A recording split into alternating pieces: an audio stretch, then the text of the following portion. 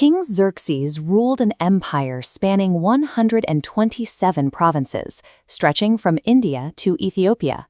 His authority reached across the known world, governed with an iron grip from his throne in Susa. To display the immense scale of his wealth to his military leaders, Xerxes threw a lavish feast lasting 180 days. This golden lion drinking vessel, used in the Persian court, shows the extreme, decadent excess that flowed freely during those 6 months. At the climax of the celebration, the king drunkenly demanded that Queen Vashti parade herself before his guests. She refused. Humiliated in front of his commanders, Xerxes immediately banished her, creating a sudden vacuum at the highest level of power. To replace her, the empire gathered young women from every province. Among them was Esther, a marginalized Jewish orphan. Before she entered the palace, her cousin Mordecai gave her a strict instruction: conceal her lineage entirely to survive.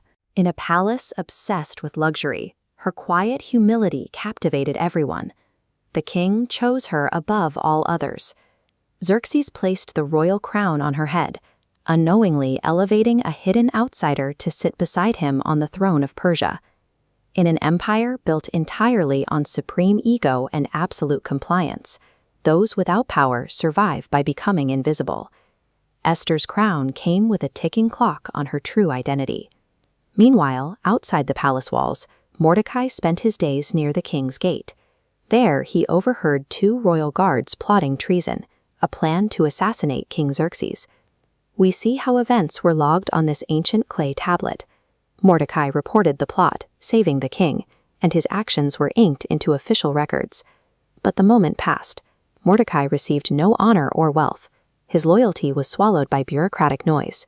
Saving the most powerful man in the world meant nothing if you lacked political leverage. Mordecai was entirely forgotten. Sometime later, Xerxes promoted a man named Haman to his second-in-command, ordering all to bow to him. Mordecai, maintaining his own deep convictions, refused. Haman was infuriated, but rather than simply punishing one insubordinate man, his bruised pride demanded an extreme reaction.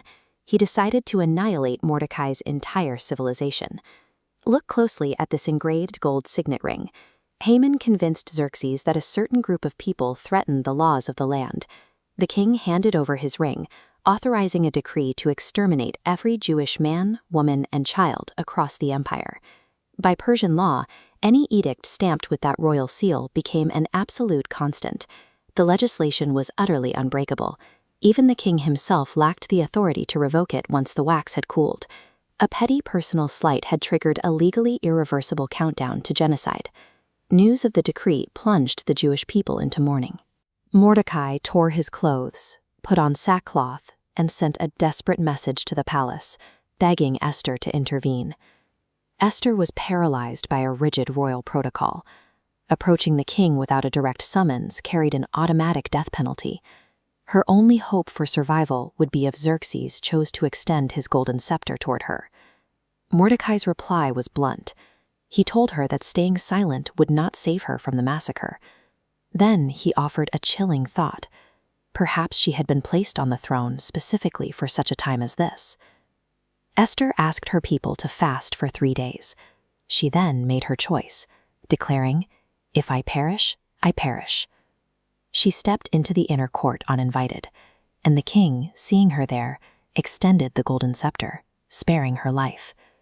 In a society governed by self-serving ego and rigid laws, Esther chose the ultimate risk, weaponizing her own vulnerability to shield her people.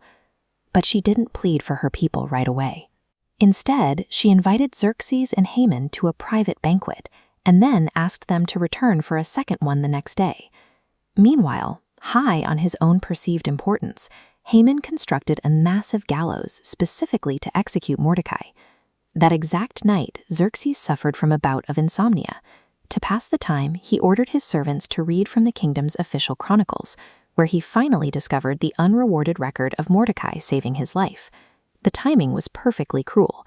Haman arrived at the palace to request Mordecai's execution, only for the king to order him to parade Mordecai through the city streets in royal honor. Haman was forced to publicly praise the very man he intended to hang. The trap finally snapped shut at the second banquet. Esther revealed her hidden Jewish lineage to the king and pointed directly at Haman as the architect of her impending murder. Xerxes erupted in fury. The guards seized Haman and dragged him away. He was swiftly executed on the exact same gallows he had built in his own courtyard for Mordecai. The tools forged by sheer arrogance were now perfectly inverted. Haman's hunger for royal favor and his appetite for destruction became the exact instruments that tore him down. Yet the original death warrant still stood. To bypass the unbreakable law, the king gave Esther and Mordecai the authority to write a new decree. This one granted the Jewish people royal protection to assemble and defend themselves, allowing them to survive the appointed day of slaughter. What was designated as a day of extermination became a day of victory.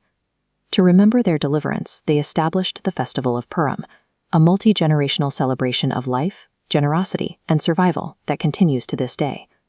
The dust has long settled on the sprawling palace of Susa. These ancient archaeological ruins are all that remain of the capital where this quiet, desperate battle was won. Even when a master plan is entirely hidden from view, history is written by ordinary people who recognize their crucial placement and act with courage precisely when they are needed.